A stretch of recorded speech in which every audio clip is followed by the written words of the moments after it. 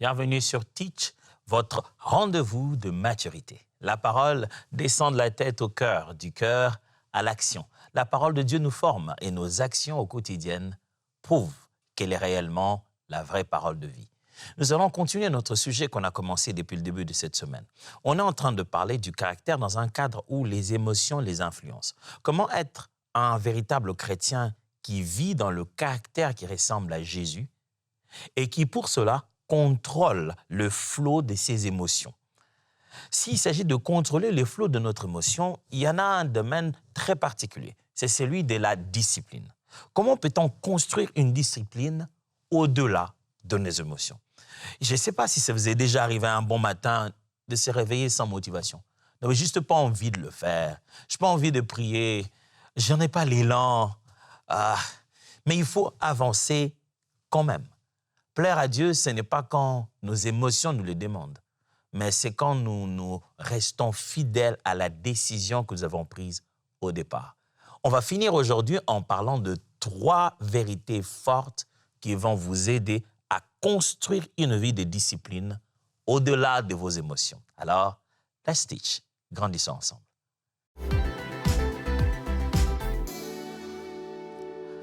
Voici une vérité avec laquelle j'aimerais commencer tout de suite. Ça ne fait pas partie de mes 3 vérités, mais j'aimerais quand même le dire. Déjà là, d'entrée des jeux, sans trop y penser. Tu n'as pas besoin de te sentir prêt pour faire ce qui est juste dans la vie. Tu n'as pas besoin de te dire, bon, OK, là, voilà, je suis prêt aujourd'hui, je me sens, j'ai envie de jeûner. Non, ce n'est pas possible. Jeûner, c'est utile, même quand ton corps te dit, j'en ai pas envie. Prier, c'est utile, même quand ton corps te dit, c'est pas le meilleur moment, tu choisirais pas autre chose. Aller voir les frères et sœurs, appeler des gens, maintenir des relations, c'est utile. Tu ne peux pas vivre une vie où le carburant, ce sont tes émotions. Tu ne peux pas carburer aux émotions. Tu n'iras pas loin dans la vie. Les émotions changent, mais l'obéissance, ça doit rester constant pour nous construire. Les émotions, ça vient, ça part. Mais quand on obéit à Dieu, c'est comme ça qu'on bâtit un caractère. Quand on reste discipliné, quand on reste routinier en train de faire la bonne chose, c'est comme ça qu'on grandit. La discipline, quand on la regarde, elle ressemble beaucoup plus à un oui qu'on a dit à Dieu, pendant que notre corps nous a dit, est-ce qu'on ne peut pas reporter? Je vais mettre ça dans un contexte. Être discipliné, c'est dire, j'avais dit oui, je vais le faire. Pendant que tout dans notre sentiment nous dit, je ne suis pas contre. Vous savez, les émotions ne sont jamais contre nos intentions. Les émotions ne sont jamais contre nos intentions. Mais ce qu'elles font, c'est qu'elles les reportent. Elles se mettent à les gérer. Les émotions disent, oui, je suis bien prié, c'est pas mal, mais on peut le faire plus tard. Pourquoi pas maintenant? Dieu ne te demande pas d'être en forme. Il te demande d'être fidèle. Il ne te dit pas, OK, tu es en forme, OK, c'est bon, les gants, OK, l'entraînement, OK, tu es bon, OK, tu es en forme, on va se battre. On va aller au combat. Non, non, non. Dieu, tout ce qu'il te demande, c'est d'être fidèle. Tu l'as fait hier, oui. Aujourd'hui, tu le fais encore, oui. Demain, tu le fais encore, oui. D'ailleurs, c'est chaque jour. C'est à chaque jour suffit sa peine. Il ne te demande même pas un plan de tous les jours. Il veut juste être un « je suis » aujourd'hui. Je me souviens qu'avant de me marier, je me disais, OK, je vais me marier. Je vais habiter chez moi. Est-ce que je ne vais pas commencer à avoir envie de rentrer chez mes parents? Est-ce que je ne vais pas commencer à avoir envie, ça faisait longtemps que j'avais quitté chez mes parents, mais de rentrer un peu dans la garçonnière où j'ai vécu avec mes frères et tout. Est-ce que je ne vais pas commencer de temps en temps à avoir envie de rentrer chez nous? Et tu te dis, bon, OK, les mariages et tout, je rentrais chez nous. Je craignais ça. Je me dis, est-ce que je serais régulièrement en train de vivre chez moi, à ma maison? J'avais peur de la routine. Je me souviens qu'après notre lune de miel, je suis rentré au pays, ma femme et moi. C'était le premier jour où je suis allé au travail. J'ai quitté la maison, notre maison, je suis allé au travail. Mais quand j'ai quitté le travail, ma tête fonctionnait toujours. Donc, je quittais mon bureau de pasteur, mais je réfléchissais. Tu as tellement de cas, tu pries et tu réfléchis.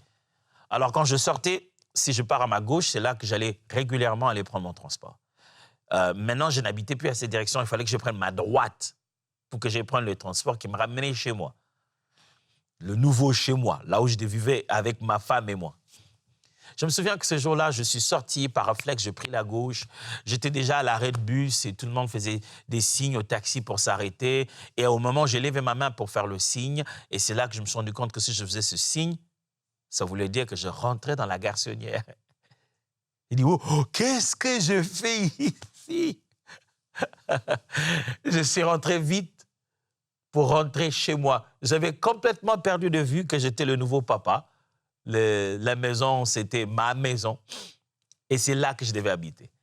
Mais je ne peux pas vous dire, aujourd'hui, après ce jour-là, jusqu'aujourd'hui, combien j'ai hâte de rentrer chez moi. Combien ce n'est nullement une routine. C'est tellement un lieu de paix. Des fois, nous sommes dérangés par le fait de se dire, est-ce que je maintiendrai la discipline le reste du jour? Or, en réalité, il suffit de vivre un seul jour. Je ne te demande pas si demain tu seras bon. Je veux juste que tu sois bon aujourd'hui. Dieu ne te demande pas si demain tu liras la Bible. Il veut juste que tu la lises aujourd'hui. En fait, demain, ça ne compte pas encore. C'est juste aujourd'hui. Tu ne peux rien me garantir de demain. Tout ce que tu as besoin de faire, c'est aujourd'hui. Lisons alors quelques passages bibliques. Commençons par 2 Timothée chapitre 1, verset 7. 2 Timothée chapitre 1, verset 7. La Bible dit, « Car ce n'est pas un esprit de timidité que Dieu nous a donné, mais un esprit de force, d'amour et de sagesse. »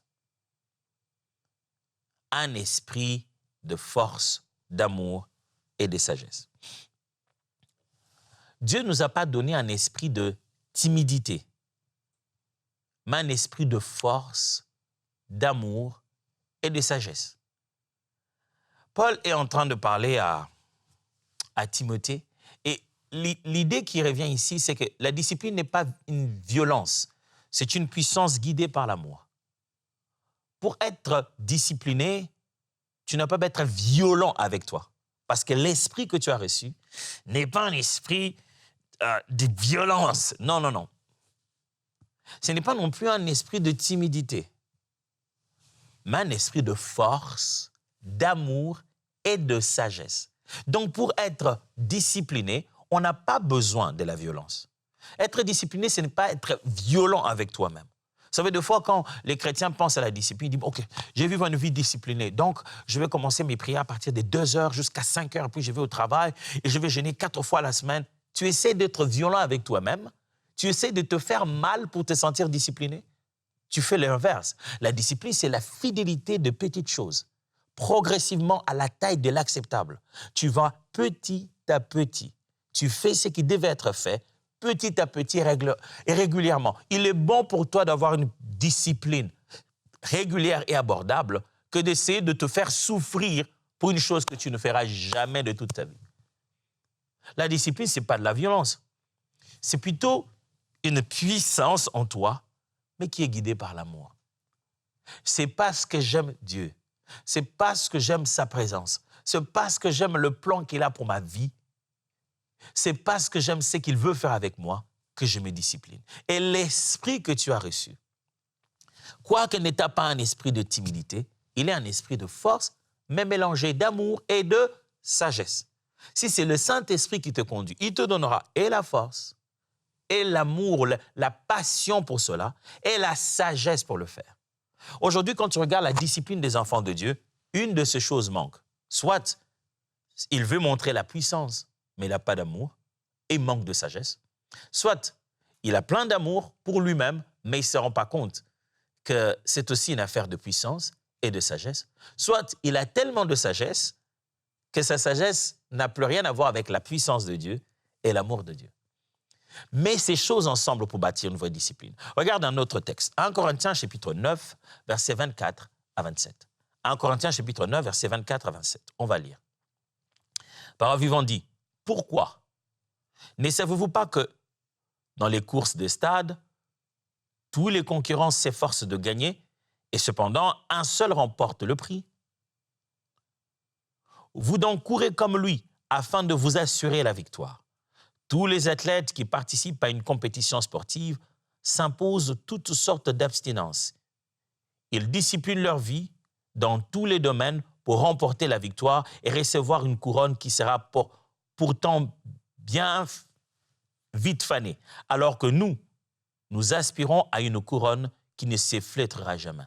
C'est pourquoi si je cours, ce n'est pas à l'aveuglette, mais sur le trajet prescrit, en gardant les yeux rivés au but. Si je m'exerce au pugilat, ce n'est pas pour donner des coups en l'air.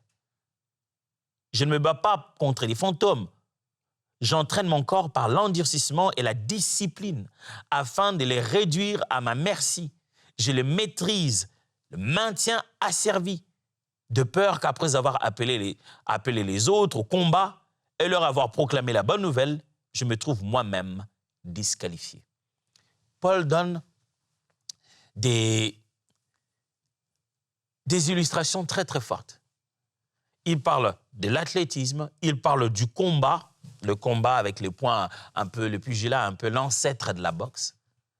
Il dit qu'il y a une discipline derrière chaque athlète avant de se lancer à la compétition, mais ce qu'il gagne à la fin, c'est qu'une couronne qui va faner. Et c'était littéral, hein. Ce qu'ils gagnaient à la fin de leur course, c'était vraiment une couronne faite des belles fleurs et des herbes assez rares qu'on portait sur la tête. Et la couronne, bien sûr, elle fanait. Ce n'était pas comme les couronnes d'aujourd'hui faites en or. C'était vraiment de couronnes faites en fleurs.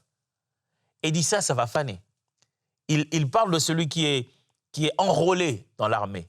Il parle de celui qui se bat avec ses poings. Il dit, je suis conscient que je dois maintenir mon corps sous discipline. Je dois le maîtriser. Pour qu'après avoir annoncé ces choses aux autres, je n'ai pas moi-même à les rater. Il essaie de nous dire que la discipline, c'est choisir les buts plutôt que l'impulsion. Ça signifie ceci. Quand on est discipliné, on se dit d'abord que je le fais pourquoi?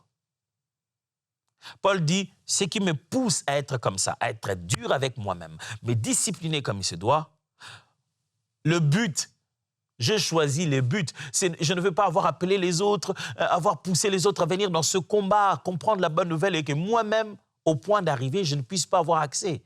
Non, je ne veux pas ça. Mon but à moi, en faisant tout ceci, c'est que le jour où il viendra, moi-même, je prenne part à l'évangile. Si votre but n'est pas clair, même si vous tentez de vous discipliner, vous allez vous fatiguer très vite. Le but, la discipline ne se base pas sur vos impulsions du moment.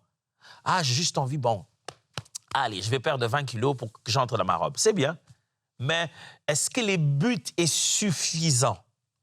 Si le but n'est pas suffisant, n'est pas urgent, n'est pas puissant, vous n'allez pas pouvoir maintenir la discipline.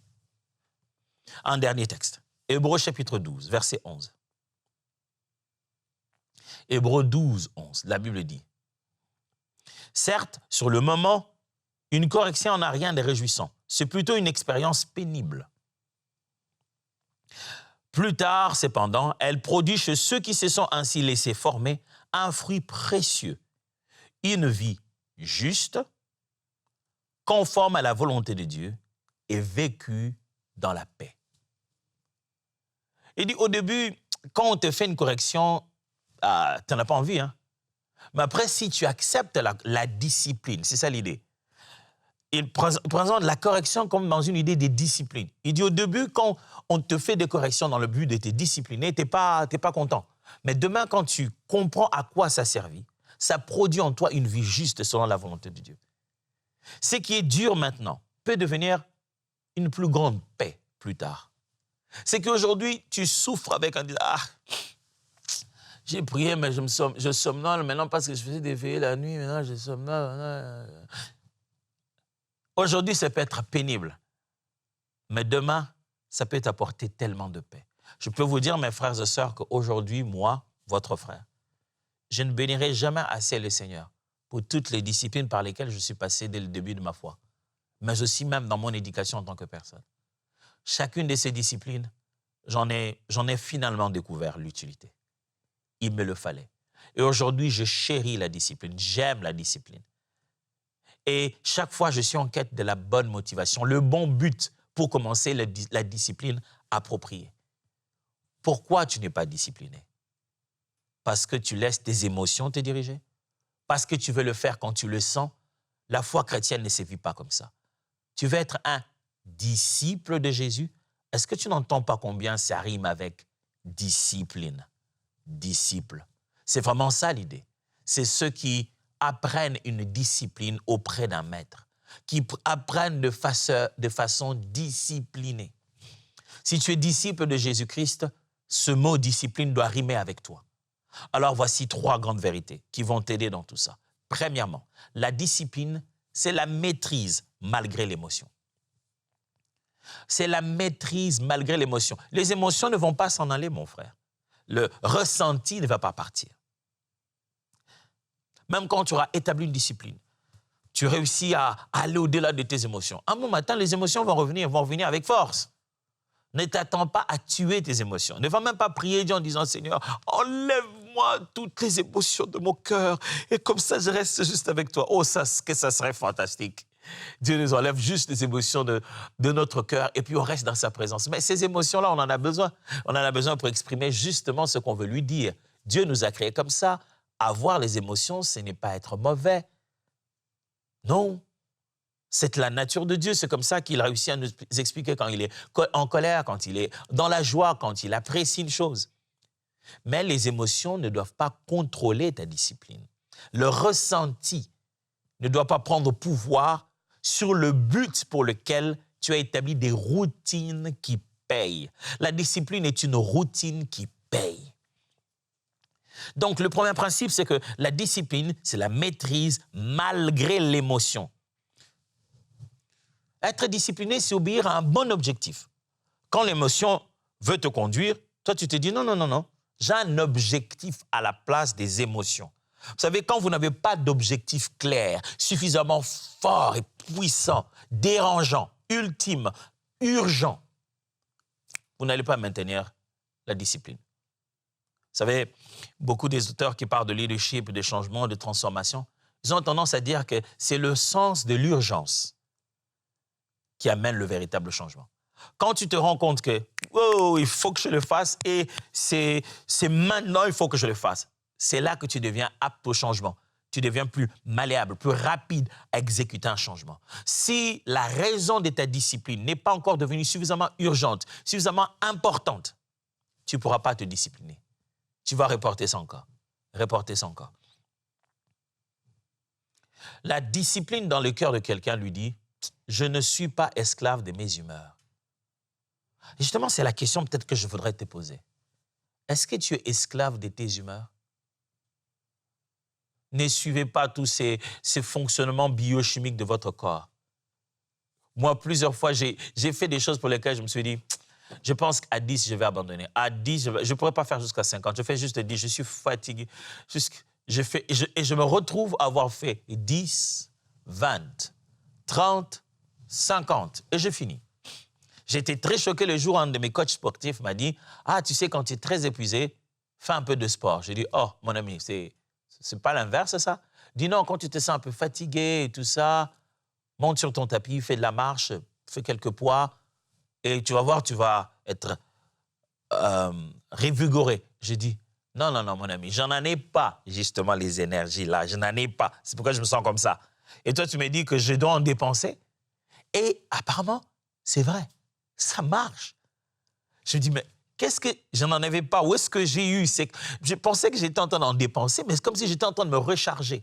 La discipline dit aux humeurs, non, tu ne seras pas mon chef. Je ne vais pas fonctionner avec les humeurs. Si la discipline est une maîtrise, il faut apprendre comment à établir cette maîtrise-là petit à petit. On ne devient pas maître d'un jour. En un jour, on a besoin d'établir petit à petit de la discipline. Comment tu fais, toi? Tu fais un grand programme annuel, après, tu laisses le programme fonctionner de soi-même, ou chaque matin, tu te dis, aujourd'hui est un jour, je ne compte ni hier, ni demain, je fais ce que je dois faire aujourd'hui. Deuxième vérité, la discipline se construit par de petits oui répétés. De petits oui, ou devrais-je même dire de fois de petits Non, ça dépend de ce qu'on veut faire. Mais l'idée de la discipline, c'est surtout embrasser une nouvelle habitude.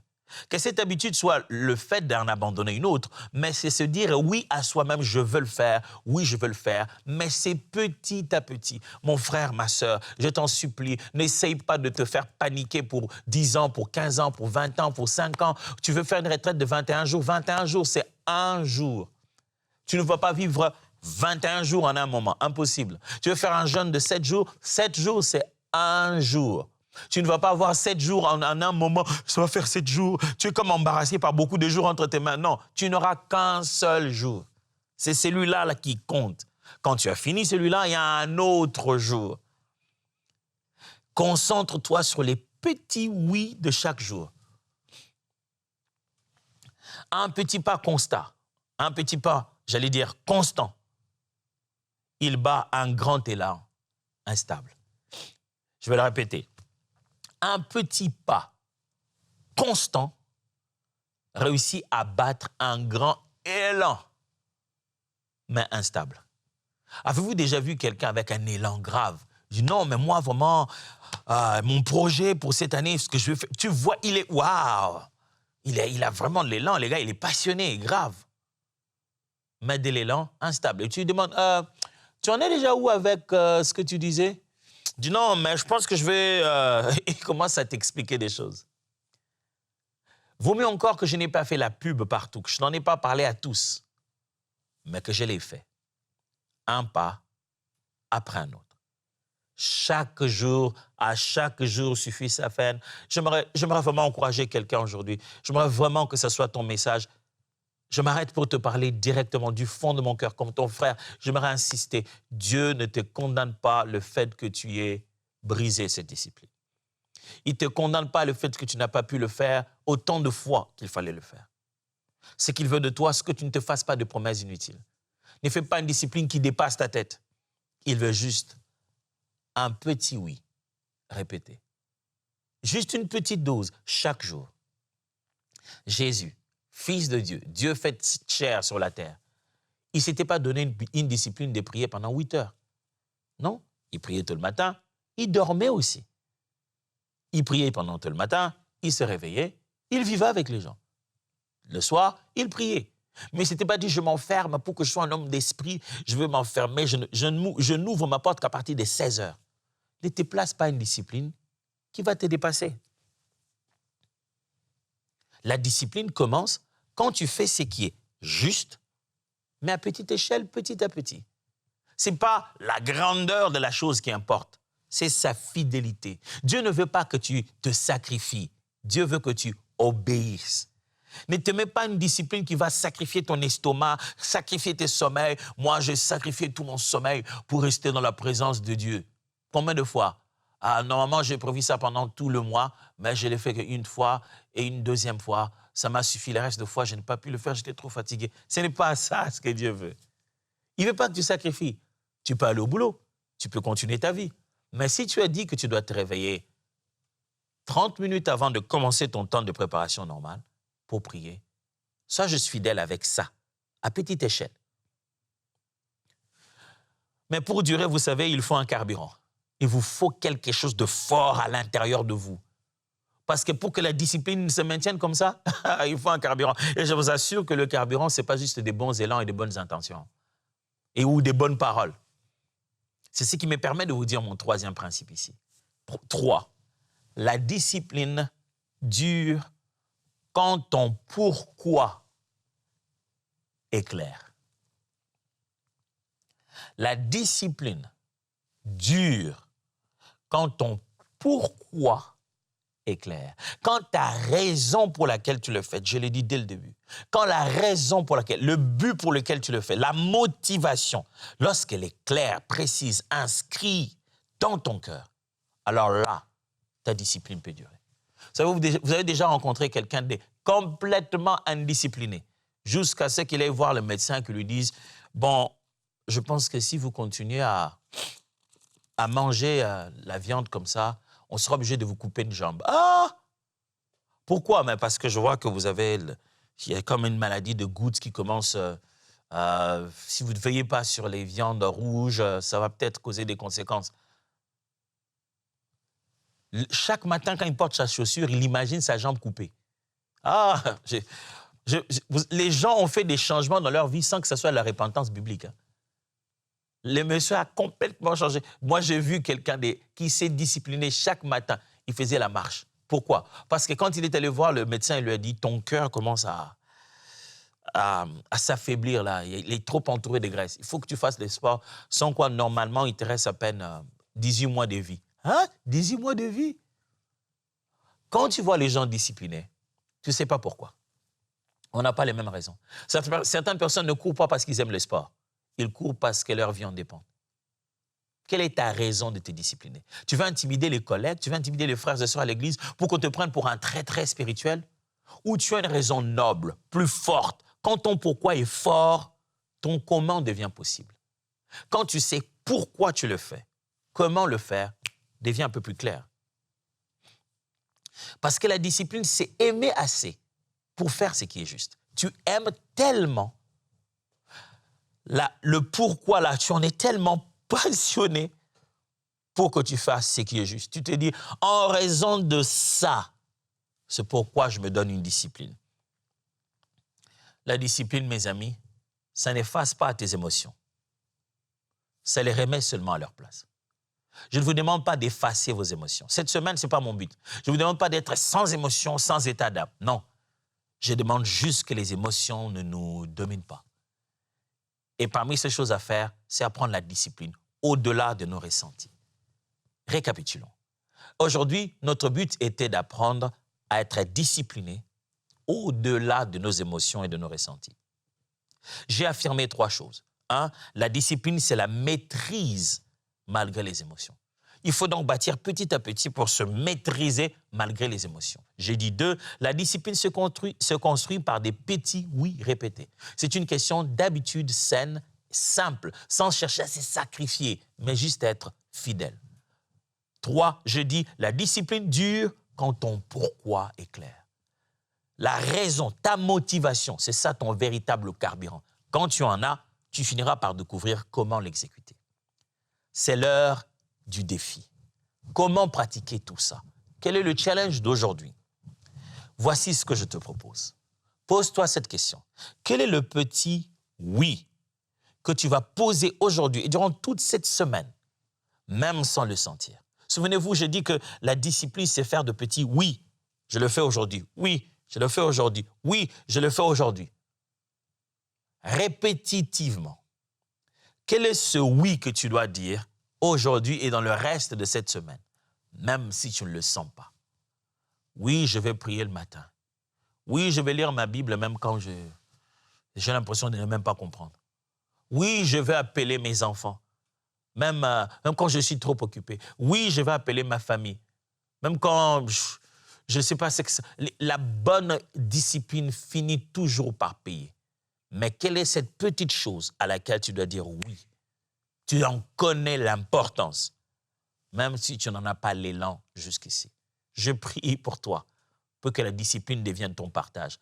Parce qu'un vrai disciple de Jésus doit avoir une discipline. On se voit demain. Dieu te bénisse.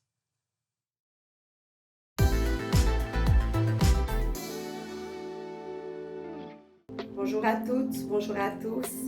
C'est un plaisir pour moi de partager ce vécu avec vous. En effet, il y a 6 mois en arrière, mon fils est retourné auprès du Père. Pour moi, c'était un choc immense, car j'étais très proche de mon fils. Par le passé, j'ai également perdu un bébé. J'étais en train de mourir de l'intérieur. J'avais l'impression qu'au fond de moi, un grand fossé se creusait qui allait m'engloutir. Je continuais à rechercher Dieu. Et quand j'ai écouté vos émissions, je dois dire que je me suis sentie transformée. Je me suis sentie fortifiée de l'intérieur et aussi dans ma foi. Aujourd'hui, je sais une chose, que le bras de Dieu est très fort pour délivrer et pour restaurer. Car je suis passée de crise d'angoisse à l'anxiété. Et le Seigneur a fait le miracle de la vie. Je vais mieux.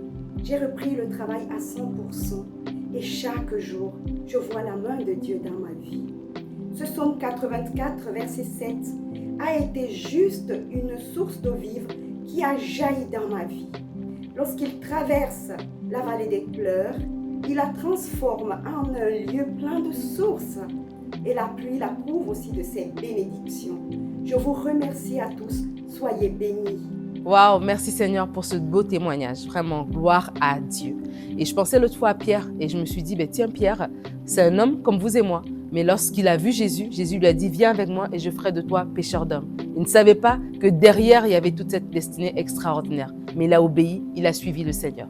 Et je crois que c'est un peu la même chose lorsqu'on pense aux partenaires. Lorsque vous êtes partenaire, vous avez tout simplement obéi. Le Seigneur s'est présenté à la porte de votre cœur. Il vous a convaincu, il vous a dit, soutiens cette œuvre. Et vous avez obéi. Vous avez soutenu. Mois après mois, vous soutenez l'œuvre. Mais vous ne savez pas tout ce qui se passe derrière. Tout ce que votre soutien produit, en fait. Comment le Seigneur l'utilise pour toucher des vies. Et je crois que c'est peut-être dans l'éternité qu'on saura. C'est dans l'éternité que vous saurez réellement toute la portée de ce que votre soutien a pu produire. Et vraiment, je veux vous bénir. Je vous remercie. Merci pour votre obéissance. Merci pour votre partenariat avec nous. Merci parce que vous êtes avec nous. On est ensemble des coéquipiers dans l'œuvre avec le Seigneur. Et mois après mois, vous nous soutenez. Et c'est grâce à vous, en fait, que nous faisons toutes ces choses. Et vraiment que Dieu vous bénisse, que Dieu se souvienne de vous, qu'il se souvienne de vos maisons, que vous ne manquez de rien. Et surtout que dans l'éternité, vous puissiez voir, en fait, toute la grandeur de ce que Dieu a pu faire à travers votre soutien à EMCI. Que Dieu vous bénisse. Un grand merci à tous nos partenaires qui donnent pour voir des vies transformées partout dans la francophonie.